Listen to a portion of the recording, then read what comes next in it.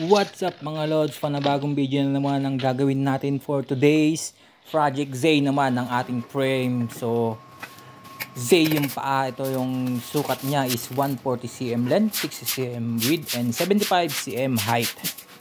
Ang materials nga pala na gagamitin natin dito is 2x2 tubular. Ito siya, 2 pieces of 60 cm, 2 pieces of 56 cm, 1 piece of 148 cm, 2 brace, 2 pieces of 108 cm na steel tubular. At ang materials naman natin sa wood is 3/4 plyboard at Formica laminated na may plastic edge band. So nilayout natin ito yung Z. Kailangan natin ng layout para makuha natin yung perfect Z. Yung taas niya is 56 cm, yung baba is 60 cm yung pinakaba niya. At ang total height niyan is 73 cm. At nabuo na dito, siyempre yan, yung kinabit natin na pahaba na yon is 138 cm. Yun yung one piece na 138 cm na naka 45 degree kabilaan. Yung 56 cm sa taas is naka 45 degree tapos straight yung dulo.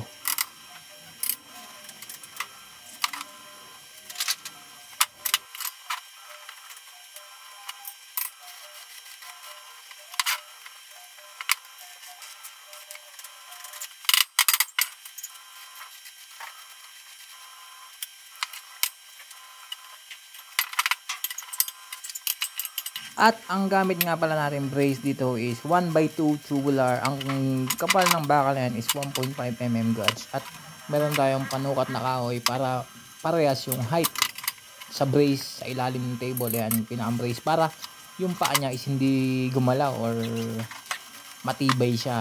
So, dito naman, nagputol tayo ng flat na tubular. Ang sukat is 5 cm by 5 cm para sa cover nung takip ng mga part na naka-straight cut natin. Iyon yung pang-cover natin. Tacking lang natin siya ng 4.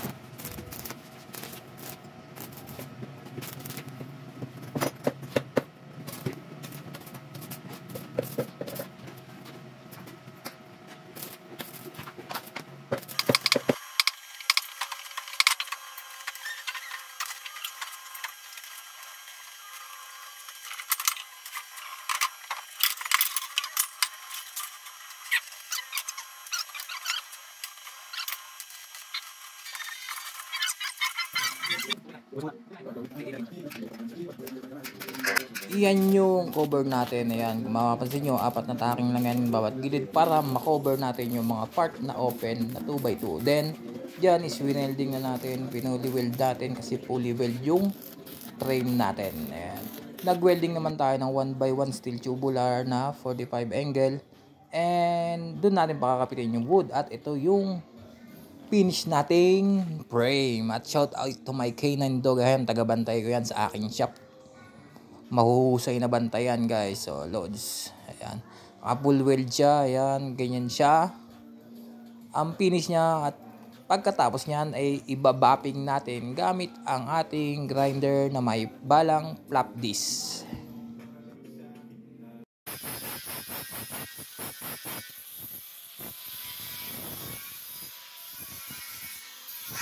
At dito na flap disc na natin siya. After natin gumamit ng flap disc is a-applyan naman natin siya ng body filler o polytop.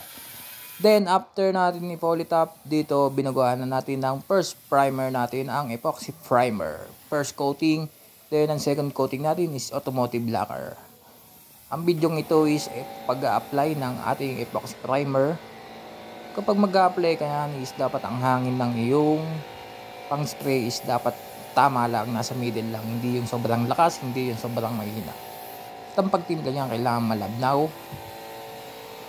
At huwag kakalimutan mag-subscribe at i-click ang bell para sa mga marami pa nating videos at marami pa tayong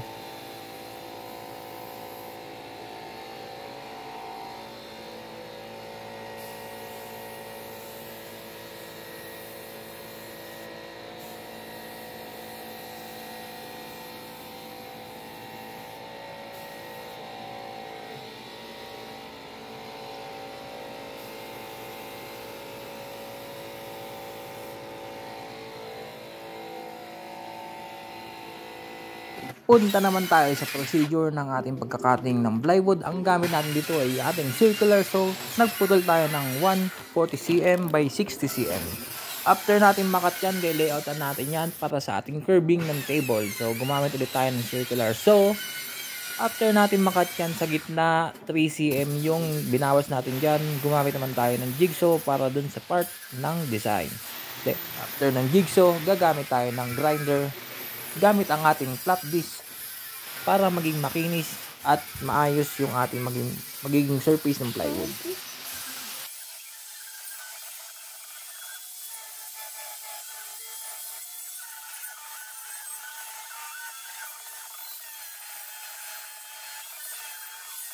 After nating maliha yung wood is dito magbubutas na tayo para sa ating cable hold na may gumamit tayo ng 5mm na pambutas.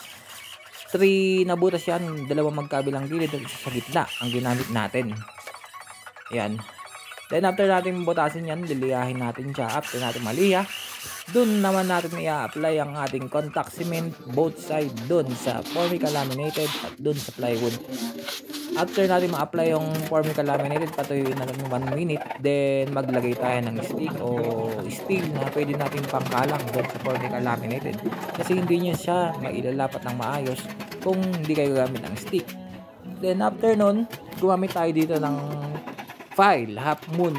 Half moon yung pinakang design ng file or kikil na gamit natin para sa mga excess na mga formica laminated. Kasi maraming klase yung file, merong triangle, merong circular, merong bilog. Kadalasan talaga kapag ganito is half moon at ito na yung finish natin.